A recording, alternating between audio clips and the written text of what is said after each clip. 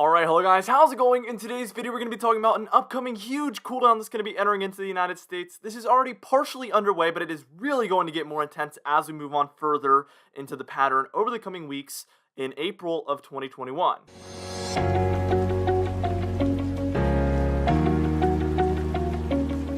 Anyway, for today's comment of the day, I want to know, when do you think we will finally see a warm-up? It feels like we had a pretty warm March and a little bit of a warm start to April, but it has been really just cold lately. Let me know in the comments down below, and I'll be picking one of those for tomorrow's video. Let's get straight into this video, though, and first things first, we're taking a look at what the temperature pattern currently looks like, and as you can see, we have those colder than normal conditions around, especially there for the Rockies and the Plains. You can take that from Texas all the way up to North Dakota, and then that also extends through Colorado, Wyoming, Utah, Montana, Idaho, Nevada, many regions. We can see there is some colder air there for the Ohio Valley, the Great Lakes, and the Northeast. We can see there's a bit of a southeast ridge there as well. In the southeast, we can see a lot of warmer than normal conditions down there, but that is eventually going to come to an end. Let's just take this towards about, I would say this is approximately 8 a.m. here on Saturday, and that's going to be April 17th, so that's tomorrow from the time I'm making this video. And you can see we're in a bit of a similar pattern, actually. We do have those greens showing up still for the Plains and the Rockies. That is going to be anywhere from about 10 to 15 degrees below normal temperatures. We can see those lighter blues have entered into the southeast now, so that southeast ridge is really losing the battle by this point. Let's just take it to about 8 a.m. here on Sunday, April 18th, and as you can see, again, the southeast is getting cooler and cooler as we move on, even the northeast as well, but especially the southeast here, as we were dealing with warmer than normal conditions for a little bit, and now we've completely flipped to now we're near normal or below normal temperatures. Those greens there in the Rockies and the Plains, you can tell that is basically heading further south and further east here by this point. When you see those blues within the green, even some magenta shades, that's where we're at about 15 to 30 degrees below normal, so this is very far below normal temperatures we're taking a look at there by this point. Now let's just take it towards about the afternoon hour of Monday, April 19th, and as you can see, a massive Arctic blast enters into the United States. A lot of people question, they're like, can an Arctic blast happen this time of year? For me, it's really just an Arctic air mass heading into the United States. It's not really about the temperatures that you're feeling, it's about where is that air mass coming from and how far below normal are those temperatures. In this case, we're taking a look at anywhere from about 15 to 30 degrees below normal temperatures there for the Rockies, for the Plains, and for the upper Midwest there in that blue blob there that is located over the Dakotas, Montana, Wyoming, Nebraska, and even Minnesota as well. Let's just take this towards about Tuesday afternoon, April 20th, and as you can see, those magentas get even more intense there. Texas, Oklahoma, Kansas, Colorado, and Wyoming there. Looking at anywhere from about 30 to 40 degrees below normal now in those magenta shades. So yes, this is a very potent cooldown, very potent Arctic blast here by this point. We can tell that the East Coast actually warms up quite pleasantly here by Tuesday afternoon, just a bit. It's going to be near normal, but that is not going to last forever either. So we're going to talk about that in just a moment. What we're going to do is we are going to move on, and we're just going to work through the rest of the temperature anomalies, eventually taking a look at those teleconnections and just kind of questioning why are we in this pattern. So all of that is coming up in just a moment.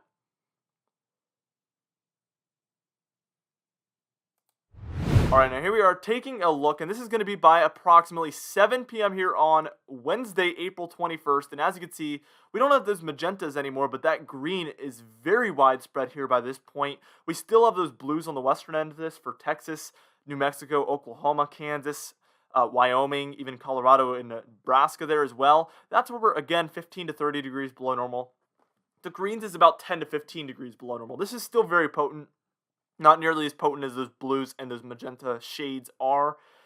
But for the entire Gulf, I guess the northern regions of the Gulf states, and then also the Ohio Valley portions of the Great Lakes and the interior eastern United States, we're dealing with those 10 to 15 degree below normal temperatures there in the greens. Let's just take this towards about Thursday afternoon at about 2 p.m. here, April 22nd. As you can see, those greens reach the East Coast, even the Southeast. So this is going to be a pretty potent cooldown. It's going to be stretching very far by this point because we see from the Rockies all the way through the Southeast and take that upward through the Northeast as well. We have those far below normal temperatures in the greens and even some of those blues showing up there for the Plains and for the Rockies. Now, by time we're reaching about 7 p.m. here on Friday, April 23rd here, you can tell that that green and those purples and those blues have really dissipated. Now, we're taking a look at the European ensemble model here. The thing is, this is an ensemble model. As we move further in, you have 30 different members trying to show different things, and they spread apart further and further and further, and that's why we see this eventually average out. So I think there's a chance there could still be some potent cold air somewhere, It's just that there's so much disagreement. Some of these models are probably showing some above normal temperatures, some of them showing below normal temperatures, actually most of them. And that comes out at slightly below normal once you mix all of those and get the mean average, because that's really just what we're taking a look at here. I hope that makes sense. This is just a very averaged out ensemble model here by this point. We're almost at 200 hours, so that's why that is. We do see some potent cold air here in the greens especially. So let's just move this on, and this is going to be by approximately 7 p.m. or 8 p.m. here on Saturday, April 24th. As you can see, those greens move a little bit further eastward. We see a horseshoe of warmth here for the southwest and then also the east coast. That's a very common pattern. We saw a lot of that in 2019 into 2020. So this is a pattern that we've had in the kind of recent history of weather, just a couple of years ago. Kind of this cold in the central, warm on both sides. But this does eventually by Sunday, this is going to be the afternoon hour of Sunday, April 25th. We see the cool air mostly move towards the eastern United States again. Pretty potent darker blues, greens showing up. It's going to be anywhere from about 7 to maybe 15 degrees below normal. So that is pretty potent. And we see a bit of a southwest ridge there with the very warm temperatures there. This lasts straight into Monday afternoon as we're taking a look at Monday afternoon at about 2 p.m. here, April 26th. Same story by the time we're reaching Tuesday afternoon, and that's going to be April 27th. You can tell that the cold air has really reached some of the western United States. This could hint towards a negative PNA setting in, which usually encourages warmth towards the east. So we're going to be watching for that as we move on. So what we're going to do is we're going to move on here. We're going to extend this all the way towards the end of April and even the beginning of May and just take a look if we ever break away from this pattern. And then we're finally going to take a look at our teleconnections in just a moment. All right, now here we are taking a look, and this is going to be by approximately, I would say, 7 p.m. here or 8 p.m. here on Thursday, April 29th. And as you can see, we have some warmer air there for the eastern United States, the Gulf states, and the Southwest, with still some of that cooler than normal conditions there for the central, north-central United States. So we kind of get a similar horseshoe pattern, and that lasts all the way through 8 p.m. here on April 30th. So that is going to be right by the end of April. We're going to be approaching May, and this model does have this pattern with the warmth for the south and the eastern United States and mostly cold for the north central United States. Take this with a grain of salt. This is 360 hours out. I just want to show you what this model is calling for as far as the pattern moving forward, and there is no end in sight for this cool down, but sometimes the models are showing it like this, and then let's say like maybe as we approach like April 25th, we will then see an end to it 5 days out. This model could be wrong towards the very tail end of that, the final 5 days of April. We could even see a different pattern than what this is showing. But this is our best guess at this point. The European ensemble model is going to do the best job out of anything. So if for a model, this is going to be the best route to go. Let's take a look at those teleconnections. Let's get the reasons why this is happening. And this is according to the European ensemble model. This is our Arctic oscillation. In a positive phase, this encourages less cold air for the United States. In a negative phase, we get more cold air for the United States.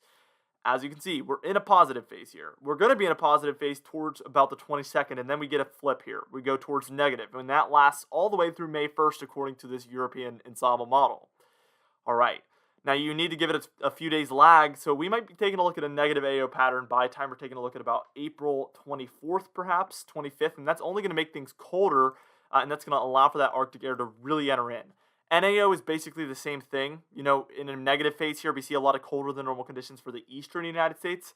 In a positive phase, it's not quite as much there for the eastern United States. It's mostly an eastern United States teleconnection, and this also flips around the 22nd or 23rd towards negative. Now, the PNA here, this is our Pacific North American oscillation. This is the opposite. Okay, so in a positive phase, this encourages colder than normal conditions in the east, and in a negative phase, this encourages warmer than normal conditions in the east. All right, we're in a positive phase, and we're going to be in a positive phase until about, the 22nd, and then it flips negative for a tiny bit, and then maybe back positive around the 25th. So overall, mostly positive all the way through May 1st, May 1st here. So very interesting. I think we're in a colder pattern for the final half of April overall. Just through and through, the entire month appears like it's going to be colder than normal for the end of April here. And it seems like the past, 10 years or so, I mean, there's probably some exceptions, but it feels like we've had a cold spring pretty much every single year where it's just the winter tries to hold on for so long. And by the time it's March, guys, I am over it. I don't know about you guys. Let me know in the comments down below, but by the time it's March, I'm like ready for the warmth for sure. And it just seems like it's going to be pretty hard to get that. Anyway, for our confidence tab today, we're at a 5 out of 6. The only reason we're not at a 6 is because the timing of the end of this Arctic blast is the biggest question mark. Will it end around the 25th, or will it last straight through the beginning of May? That's too far out to say for certain. That's why we're at a 5 out of 6. But as far as this Arctic blast happening, we are totally at a 6 out of 6 maxed out confidence here for this event.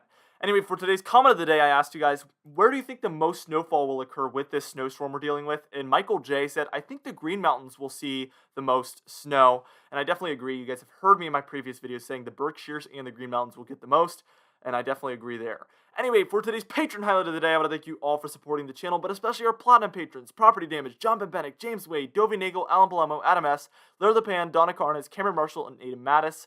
Alongside our diamond patrons: Bill Roberts, Alan Scherer, Marcus Connolly, Noah Harley, Michael Codalessa, Michael Buell, Cat Bite, Charles Stinnett, Kellen Manhart, It's Jay, Cindy Klein, Mark J, Luke Flago, Gary's, and John Quilisi.